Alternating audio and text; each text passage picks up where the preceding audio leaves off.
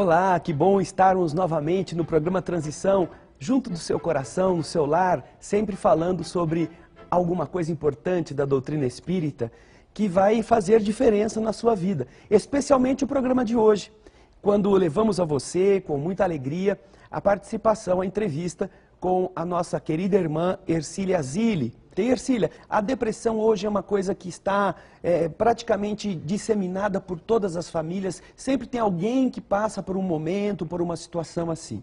Isto pode ser definido pela doutrina espírita dentro da sua visão? Pode ser definido tanto pela doutrina espírita como de forma acadêmica, porque a depressão ela é um estado psíquico de sofrimento. Sim. E esse estado psíquico, ele pode acompanhar o espírito de uma reencarnação para outra, se as suas questões básicas não forem resolvidas.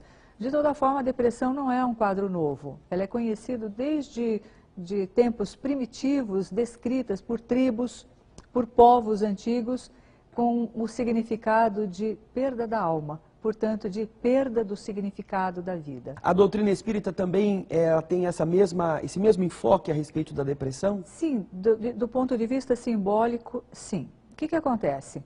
Nós somos espíritos em evolução. A partir do momento que nós estamos levando questões a serem resolvidas de uma existência para outra, estamos ainda num processo de crescimento, ainda no princípio da nossa jornada evolutiva propriamente dita. É claro que nós temos muitas questões resolvidas. Porém, a sociedade de hoje, ela favorece muito o surgimento da depressão, quando nós vemos uma perda de valores familiares, nós vemos a ansiedade, a pressa, a insegurança, né? A insegurança de um trabalho, né? do desemprego, de medos outros que estão aí permeando a nossa vida. Então, nós temos, sim, um momento em que se favorece o surgimento do quadro depressivo. Por outro lado, nós também temos questões que nós trazemos para resolver e acabamos não encaminhando. Sim. Nós temos, por exemplo, a questão da hereditariedade, que é tão enfatizada na doutrina espírita, principalmente nas obras de André Luiz e nas obras de Emmanuel, né? Nós temos aí a questão da hereditariedade. O que é hereditariedade? É um conjunto de possibilidades que nós trazemos para esta existência e que sinalizam o que nós viemos fazer aqui. Então, é possível ter uma predisposição para uma depressão ou outros quadros, porque isso sinaliza o que nós viemos fazer aqui. Veja só, o psicólogo ele tem, na base das suas tendências, das suas pulsões, como diz a psicologia, nós temos a depressão. E eu brinco com as pessoas dizendo assim, mas você acha que eu tenho cara de depressiva? As pessoas, não, você não tem cara de depressiva, está sempre brincando. Eu digo, pois é, porque a minha característica, a minha tendência, ela está bem canalizada na minha profissão e na minha atuação religiosa. Por quê? Porque, veja só, eu brinco que em sã consciência ninguém se tranca numa sala para ouvir problemas de manhã até a noite. Sim. Você precisa de uma ferramenta para isso. Só que ferramenta não é doença. Então, a pulsão ela não é boa, a tendência, como diz André Luiz, ela não é boa nem ruim. É o que você fizer. Por isso que um espírito faz de um jeito e outro faz de uma forma totalmente diferente. Só existe uma depressão ou podem haver várias em várias áreas dentro do próprio indivíduo? Nós temos vários tipos de depressão. Aquilo que a gente chama de depressão endógena, aquilo que é uma parte química que já vem alterada, justamente porque você precisa dessa tendência, dessa pulsão. Nós temos uma depressão reativa, quer dizer, um momento de depressão que não necessariamente é o seu estado normal, onde a pessoa passa por uma perda. A perda de um ente querido, certo. A perda de um bom emprego. Uma circunstância que desencadeia. Passou por um acidente grave, então ela tem um fato que desencadeia uma depressão. Essa depressão que a gente chama de reativa, ela dura por um tanto. Se ela for trabalhada, ela vai passar, ela vai ser corrigida dentro de algum tempo. Se não for trabalhada, ela pode se instalar e se cristalizar. Certo, né? Se torna crônica. Se tornar uma depressão crônica e justamente acompanhar o espírito de uma existência para outra. Então tem a endógena, que é propiciada por fatores químicos que já vêm com a pessoa, para ela poder usar depois como uma ferramenta, como você disse. E tem as circunstanciais, essas reativas, que é uma reação da pessoa a isso. Mas tem gente que passa por perdas e não entra em depressão. Pois é, são espíritos que lidam melhor com perdas, são espíritos que passam por situações difíceis, porém que já têm uma robustez espiritual, já sabe lidar com a perda. Mas veja só, lidar com a perda é muito difícil. Né? Claro. Você precisa ter um ego adulto, um ego mais maduro para trabalhar bem essas questões das perdas. E quando a pessoa não tem essa construção, ela lida muito mal, pode cair na revolta, pode ficar com a vida destruída. Muitos adultos, né? Muitos adultos. Pessoas crescem no corpo, mas infantilmente ainda se mantém na alma, não é? Exatamente. O ego ainda é o que a gente diz assim, o seu interior, a sua parte espiritual, ela ainda é imatura. Portanto, ela não aceita perder, ela não aceita ser contrariada, e a perda é uma contrariedade. Sim. Né? Então, ela lida com aquilo da mesma forma que uma criança birrenta. Certo. Então, por isso que se diz que, na realidade, o espírito... A depressão é uma característica do espírito imaturo, que não aprendeu a lidar com o não, com as dificuldades. De toda forma, é um quadro de muito sofrimento. Entendi. E muitas vezes as pessoas não entendem o depressivo. Certo. Porque, mas você tem que reagir. Como? Ele não consegue reagir. Antes da gente falar de como fazer isso, Ercília, você pode, dentro dessas duas maneiras, ou desses dois tipos de depressão, a reativa e a outra, a endógena, explicar os sintomas? Uma tristeza muito grande, uma falta de motivação, quadros de desespero, quadros em que a pessoa parece que enrosca o disco, que ela não sai daquela situação e fica sofrendo por uma determinada perda, contrariedade, por algo que não vai de acordo com o seu agrado. Então a pessoa tem dores de cabeça, dores no corpo. Então, além de quadros sintomas de emoção, físicos, ela também tem sintomas, pode ter sintomas físicos. Dores de cabeça, taquicardias, ela tem uma irritabilidade muitas vezes. Não precisa ter tudo, mas ela vai ter uma grande... Essa falta de... uma pessoa chorosa, negativa, em maior ou menor grau, porque também a depressão ela tem os seus graus. Isso. Né? Até que ela chega num grau que chega a ficar insustentável, insuportável. E nessas duas vertentes da depressão, a endógena e a reativa, são iguais os sintomas? Eles podem ser muito parecidos em determinados momentos, mas tem uma diferença que alguns fazem mais reações emocionais e outros somatizam mais. Certo. De toda forma, nós podemos ter quadros bastante semelhantes. E tem ainda a depressão, que faz parte do quadro da síndrome do pânico. Sim. A depressão, que faz parte do transtorno bipolar. Então são outros tipos de depressão que você ainda não citou. Ela se manifesta da mesma maneira. Sim. Porém, a depressão ela faz parte de outros transtornos. Certo. Ela está presente em outros transtornos. Então, no quadro do transtorno bipolar, o indivíduo ele vai ciclar de uma polaridade para outra.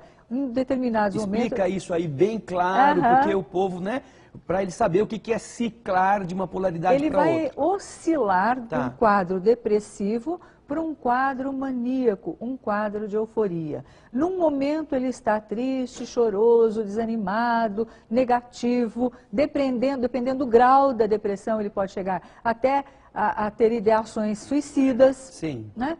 Em outro momento ele está acima da média, ele não está alegre, ele está eufórico, ele está um tom acima e a partir daí ele pode chegar a quadros de exagero muito grandes, quadros onde a pessoa reage intensamente a um estímulo comum. Oi, você está bem? E a pessoa dá uma resposta exagerada. E se você não responde no tom, ele se irrita, ele se mete na conversa que não é dele, farol de trânsito não é com ele, não tem lei, não tem regra.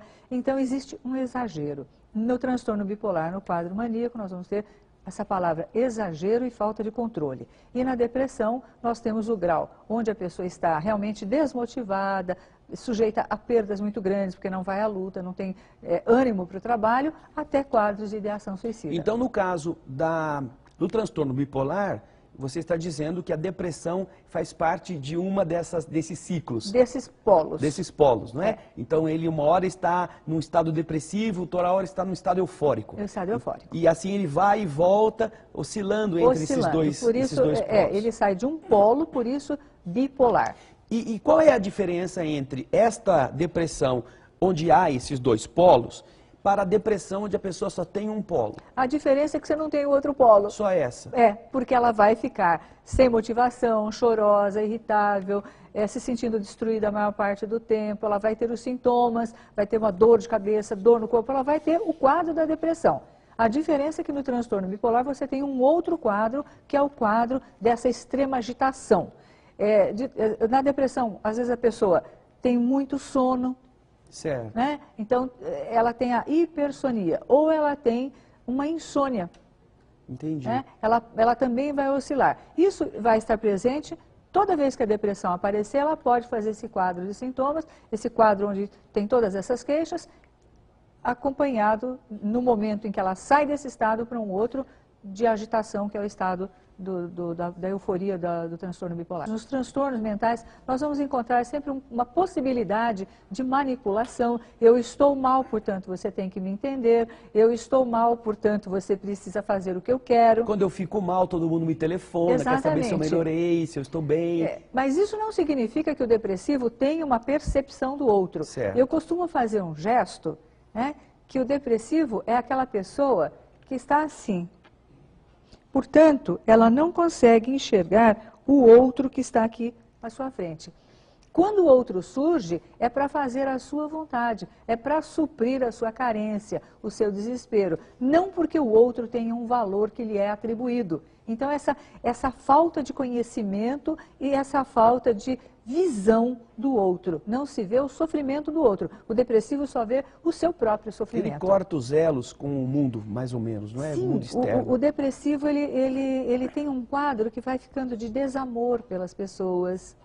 Né? Justamente porque ele vai perdendo essa noção do outro. Ele não deixou de amar, mas ele deixou de sentir naquele momento algo que talvez já esteja lá dentro dele. Mas ele não tem uma preocupação maior com o filho, com o marido, com a esposa, com os pais. Né? Ele perde essa referência. Então, o depressivo, ele perde a referência do que vem a ser o outro. Eu queria que você explicasse qual é a diferença, se é que há alguma diferença, entre a depressão, nesses estados endógeno ou reativo, e o quadro obsessivo. Mas ela vai explicar isso, você espera mais um pouquinho, que daqui a pouco a gente volta, você vai saber se isso que acontece com alguém que você conhece é obsessão ou é depressão. Fique aí, daqui a pouco nós estamos voltando. Carlos, ao ser alertado pelo amigo, foi encontrar a noiva no interior de um bordel. No primeiro momento, teve a intenção de matá-la. Entretanto, limitou-se a deixar o local. Retornando a São Paulo, corria pela via em Anguera, imprimindo ao veículo grande velocidade. Quando se aproximava do quilômetro 25, na chamada Curva da Morte, tentou controlar o carro, que se precipitou na ribanceira. Doutor Carlos permaneceu 3 dias gritando por socorro no interior do automóvel sinistrado, até que finalmente apareceram as autoridades rodoviárias. Assim começa Anjos de Bordel, que levará o leitor a viver lances emocionantes de aventura, mistério e suspense. Adquira esta obra na Mega Livros. Agora você tem ao seu alcance livros espíritas, espiritualistas e de autoajuda com rapidez e preços bem vantajosos. Acesse o site www.megalivros.com.br ou ligue 0 operadora 11 3186 9777 ou 0 operadora 11 3186 9766. Rádio Boa Nova. Sintonize. Em todo o Brasil. Saiba como ouvir. Ligando, por e-mail ou acesse o site. A comunicação em prol de um planeta de regeneração. Rede Boa Nova. Emissoras da FEAL. Fundação Espírita André Luiz. Conheça a revista Cristã de Espiritismo. Todos os meses, temas como tratamento espiritual, vida após a morte, mediunidade, Chico Xavier, Divaldo Franco e muito mais. Visite nosso site e acesse vídeos e artigos gratuitos. André, acorda! Gostaria de falar com vocês a respeito dos livros de André Luiz, Espírito, psicografados por Chico Xavier. O primeiro deles, Nosso Lar, que dia 3 de setembro também vai fazer parte do cinema, vai ser um filme e nós temos a certeza que vai tocar os corações.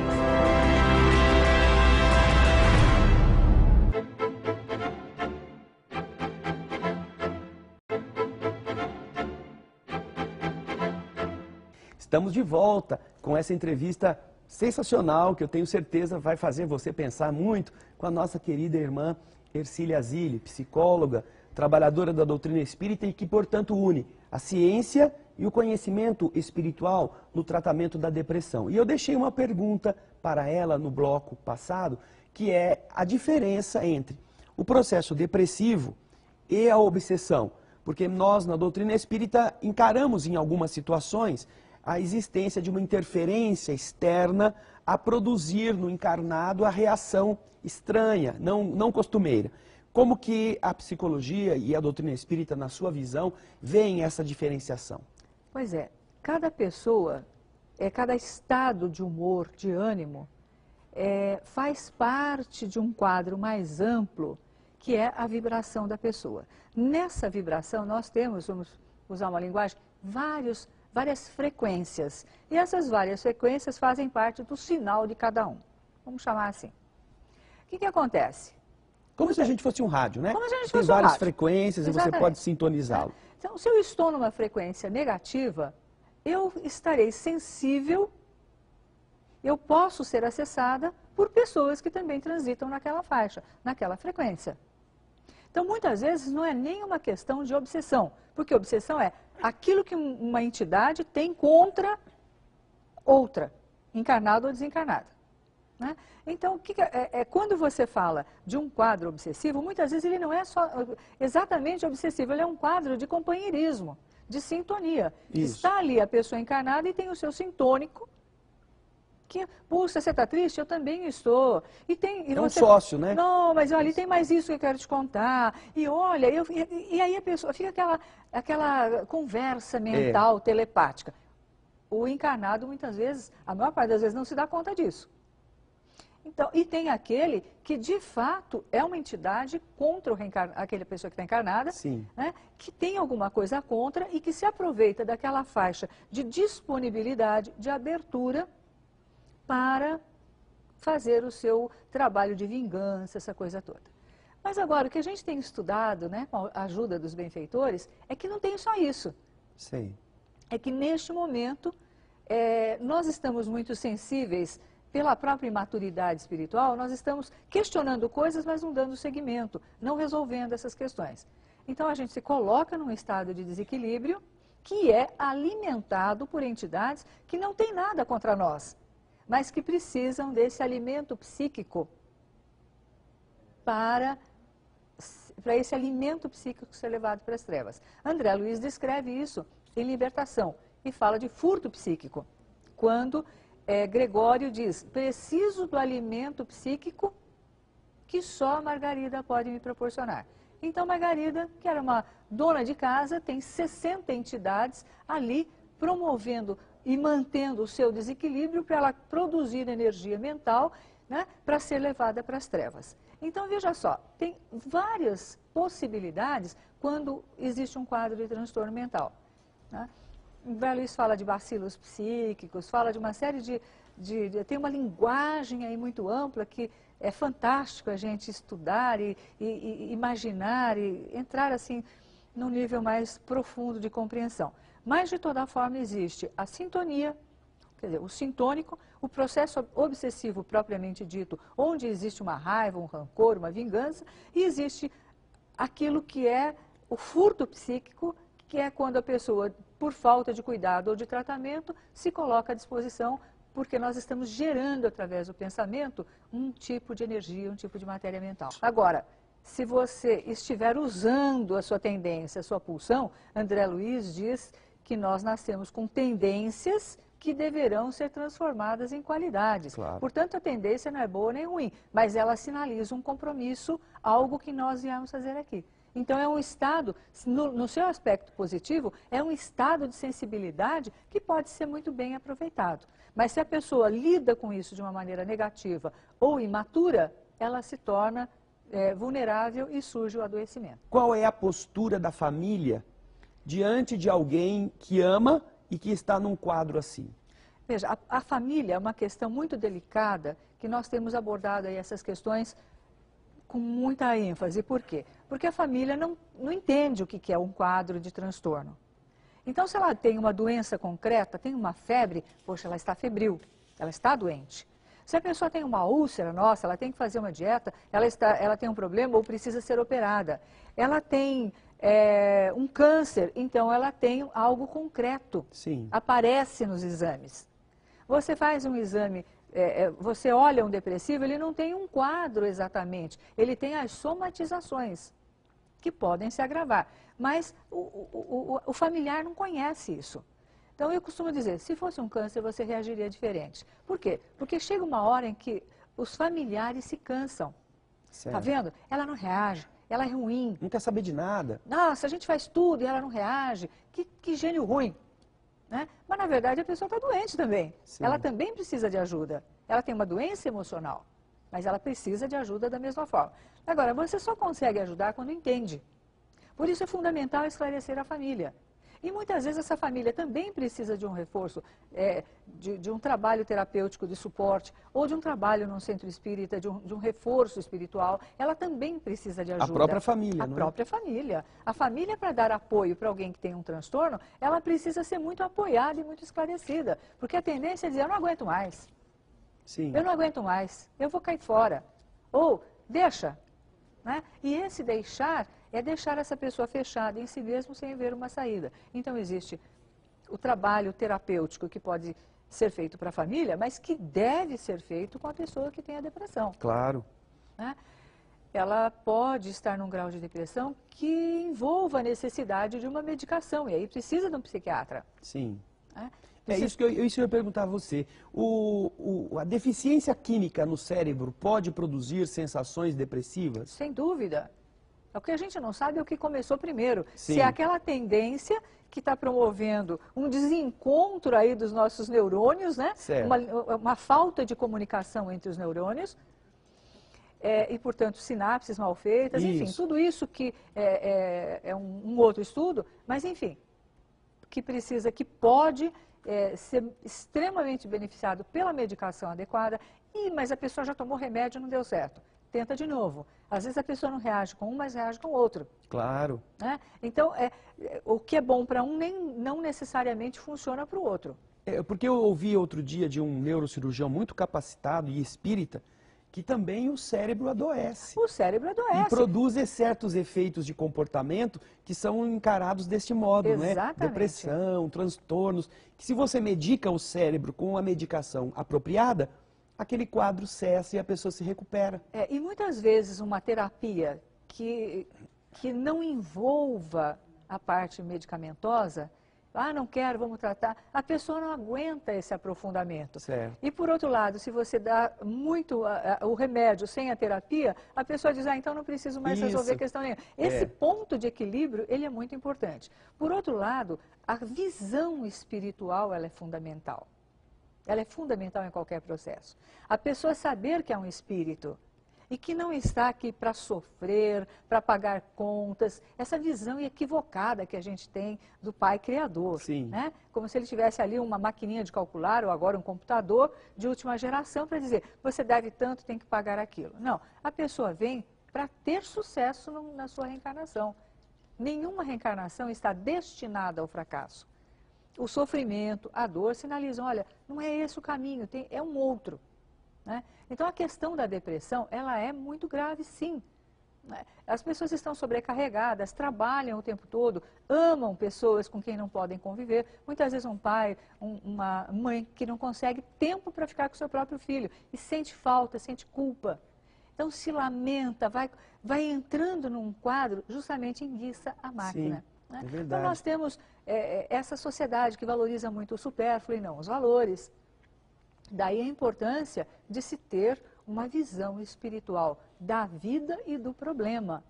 E o recurso da doutrina espírita é muito eficaz para isso, não é? A visão espiritual, a visão de doutrina, ela é fundamental, porque a pessoa entende por que está passando pelo processo, Sim. o que tem que aprender e como ela pode direcionar a sua existência. No entanto, o depressivo ele tem uma indecisão, ele não consegue fazer escolhas.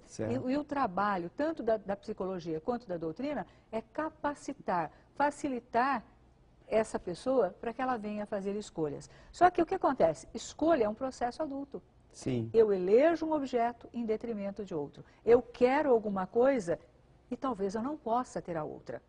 Então, o ego adulto, ele é aquele capaz de fazer escolhas e, portanto, de renunciar. Eu gostaria, agora que estamos chegando no final do programa, antes de você falar das suas considerações finais, que você comentasse onde que as pessoas poderão encontrar esses conselhos no programa de rádio, no próprio trabalho da ABRAP que você preside. Olha, a ABRAP tem trabalhos que são voltados aos profissionais da área de saúde e tem outros que são abertos a qualquer pessoa que se interesse pelo tema. Certo. Então, nós estamos sempre dando seminários. Agora temos uma série de seminários de saúde mental, depressão é um deles. Nós temos atendimento terapêutico, nós temos terapia para pessoas carentes. Sim. Né?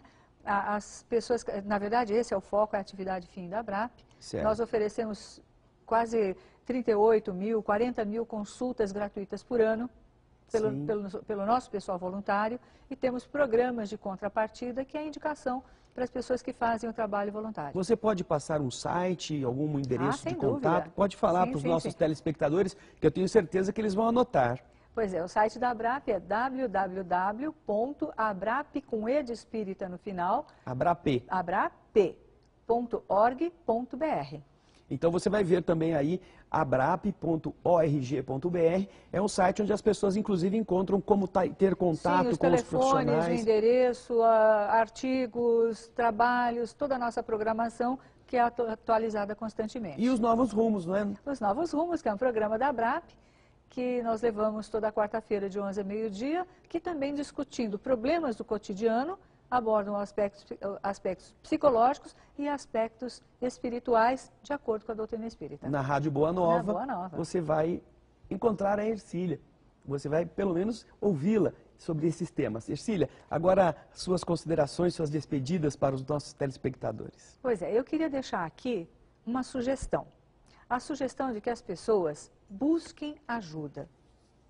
Quando um familiar estiver depressivo e falar, eu não quero tratamento, ele está apenas manifestando um dos sintomas da sua depressão. Em certos momentos, aquela pessoa deixa de poder decidir quando ela está em risco ou pondo alguém em risco. Neste momento, ela deixa de decidir e a família precisa levá-la, mesmo que ela não queira, para fazer um tratamento, seja ele qual for. Então, mas não fique sem esse tratamento, porque essa pessoa recuperada, ela é mais alguém na fileira de Jesus, trabalhando e com uma qualidade, com uma condição que é poder ajudar, porque ela está sensível ao sofrimento. E passando pelo quadro, ela vai se tornar mais útil ainda. Então, não deixe o quadro se instalar, vá em busca de ajuda, não se deixe levar pelo que hoje é negativo. Sim. Aprender a usar a tendência de forma socialmente aprovada e produtiva ou transformar tendências em qualidades.